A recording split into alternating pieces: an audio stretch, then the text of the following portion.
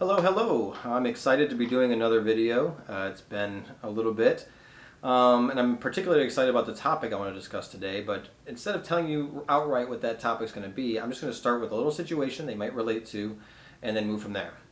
So imagine there's three friends that are hanging out, three guys, and they're just talking about whatever, doing whatever, and for whatever reason, the topic of road trips comes up, and they talk about their rituals, which snacks they like to pack, which places they like to stop if they're getting gas, what music, helps keep them awake. And they talk about how grueling it can be going super long distances, how it's hard to stay awake. And, when you get done, your muscles are sore and you got to try and find different positions while you're riding. And one of the guys just, very casually says, as bad as it can be, I've done a lot of road trips. And I think if I absolutely had to, I could probably go from the East Coast of America to the West Coast in one day. I wouldn't like it, but I think I could do that. And the second guy, one of his friends, is like, that's literally impossible. There's no way that you can travel from the East Coast to the West Coast in a day. And the first guy's like, no, I think I could do it. Like, there's people who run marathons, and stay awake for that long. I think I can drive and sit in a chair and not fall asleep, for that long. And the guy's like, I don't care how long you can stay awake. I'm going to be generous. If East Coast to West Coast is like 2,000 miles. So even traveling at 80 miles an hour consistently, not counting gas or bathroom breaks, it would take you 25 hours to go 2,000 miles. So you cannot do it in a day. And the other guy's like, what are you talking about hours for? Like, I don't care. I'm just saying I can stay awake long enough to... What are you talking about? So all of a sudden it becomes an argument. And I'm sure you can find, whether it's not that situation, another situation where like a rather benign conversation can become like an argument over semantics, and even in this situation, I believe you could maybe side with each of these guys on who was being more reasonable. Like, is it possible? Is it not possible? Which argument do you agree with? What I would say, though, is the person who said the statement is 100% right and will always be right in this situation. And this is what the topic I want to talk about today. Communication. We talk about, in interpersonal conflict, we talk about communication all the time. We talk about mostly, though, the role of the sender of the message, and how we should use active voice rather than passive voice, and use clear and concise language, and make sure we're reading the context of the room. Which code are we talking about? Are we professional language or colloquial, casual language? But we don't spend enough time talking about the role of the listener, and that's what I want to talk about today. Because the person who said the statement originally, what he meant was he could stay awake long enough to do it. Because to him, a day was time from when you wake up to the time you go to sleep. And I think we often do this, right? If I stay up till 2 in the morning and something happens after midnight, I don't refer to that later as something I did in the morning. It's something I did at night. It was still the night of that previous day, right? When it's events like that. And the other guy was using a 24-hour window, the time frame, as this is what constitutes a day. And he was making it more of a denotative, objective argument. And so while you could argue each of these things, his is irrelevant to the conversation because that wasn't the message that the original guy was trying to, convey. So I'm going to jump back into that story in a little bit, but I want to just talk kind of, institutionally about communication. I went to school for American Sign Language interpreting for 2 years, and we talked a lot about how language works. And language itself is not communication. It is a vehicle, it is a mode within which communication travels. Ultimately, a sender has a message, a meaning, some kind of concept that they're trying to share with another. And we don't have to necessarily always use language to do that. If I go, like, really? Like, I don't know if I believe you. Or if I go, that's not words, but I'm affirming what you're saying. How language works is I have a meaning and I encode it into a message that uses language, uses nonverbals, whatever it might be, a behavior. The other person receives that input and then they have to decode it to hopefully receive a congruent message to the intentional meaning.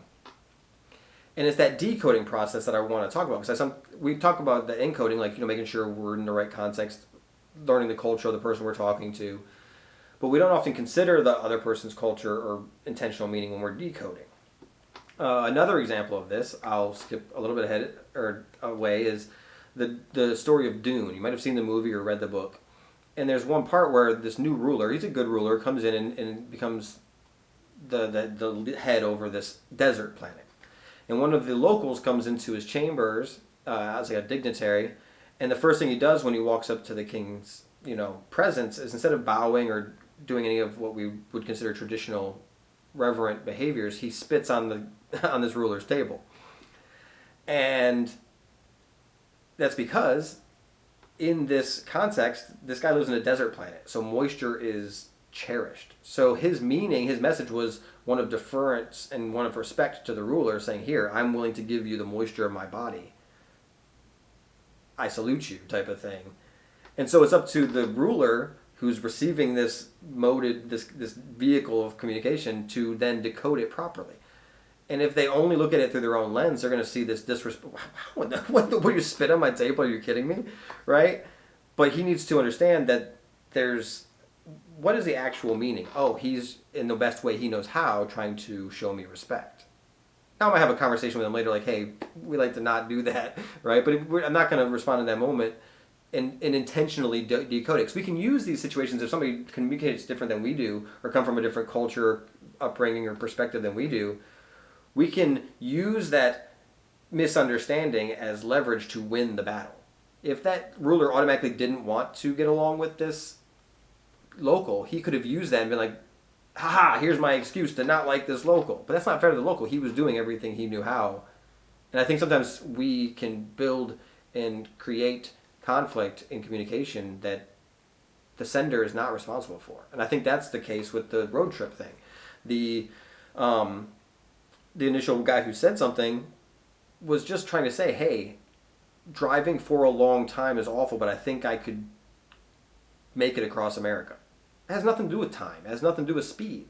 But the other guy decided to use speed as a way to cut down that guy's, statement of capability. And to show that guy up, the third guy, this is my favorite part of this whole little anecdote, the third guy could be like, well, I think you're wrong too, because, if you leave from the East Coast and drive to the West Coast, you get 3 extra hours of daylight savings time. So I'm going to say you have 27 hours, because if I leave at 12:01 on the 5th of January and I drive to the West Coast in 26 hours, it's still the 5th of January when I get there. So while one guy can talk about the day being from when I wake up to when I sleep, the other guy can talk about 24 hours, this guy can use a calendar date as a day. And I can make it across on that same day, right? And so it matters what the meaning is to the words that are being said, to the actual language. And it's important to dig to the meaning more than the mode, the vehicle of the thing. I'm going to go, this is a long video. I'm passionate about this though. I apologize, it's been a while. In the ASL world, this is very important in interpreting in general, because a bad interpreter will take a message and make it one-to-one. And if they say, so here's an example. If I want to say to a deaf person, hey, don't go outside, it's raining cats and dogs, I cannot just sign it's raining cats and dogs, because that idiom does not exist in American Sign Language. They will be like, holy crap, where the heck are they coming from, right? I would have to change it and say the same meaning by not using the same form. So I would say it's downpouring, it's torrential, it would be the sign, right? Because face is a big part of ASL. Anyways, that's a whole other conversation. But you have to encode it the way that the other person would decode it. And so a bad interpreter will take and will literally sign it's raining cats and dogs, and meaning will be lost. Whereas a good interpreter will take the meaning and change the mode, change the actual words or signs to say something different, but get the person to understand the meaning. This is my last example, I promise. Another example in ASL is there's a really popular sign that's used in a lot of conversations that goes like this: sorry, train gone, right? And it's used in a lot of conversations. Now, if somebody signed that to a hearing person, I said to the hearing person, sorry, train gone, the hearing person has no idea what the interpretation, and that, again, bad interpreting. I'm not going to take it one for one. What sorry, train gone means is, hey, you're too late. I'm not going to explain that again. Sorry, pal. Like, you missed it. The train's gone. So a bad interpreter would take it one-to-one, tell the hearing person, sorry, train's gone.